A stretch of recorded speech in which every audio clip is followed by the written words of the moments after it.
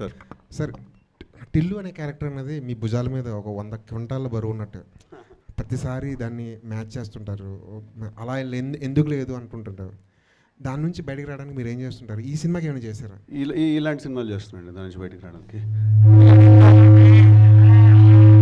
ఇందాక జీవి గారు అడిగినట్టు టిల్లు చాలా ఇన్నసెంట్ అండి. వాడు is a very stupid fellow Tillu అనేవాడు. బట్ వరుణ్ అలా కాదండి. వాడు actually he's much ahead of ఈ సినిమా మొత్తంలో అందరికంటే బుర్ర ఎక్కువ ఉన్న మనిషి ఎవరంటే వరుణ్ అండి. కానీ బుర్ర ఎక్కువ ఉందంటే అట్లా ఒక సైంటిస్ట్ టైప్ ఆ టైప్ కాదు. ఓకే, బుర్ర ఎక్కువ ఉందంటే చాలా ఎంటర్టైనింగ్గా వాడికి బుర్ర ఎక్కువ ఉందన్నమాట.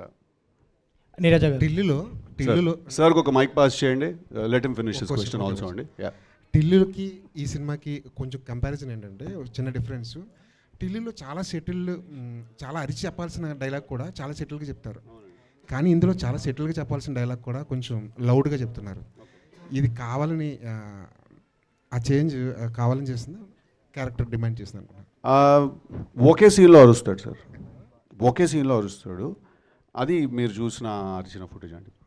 మిగతా సినిమా అంతా చాలా కామ్గా చాలా కంపోజ్గా ఉంటాడు, బట్ చాలా ఎంటర్టైనింగ్గా ఉంటాడు అట్ ద సేమ్ టైం.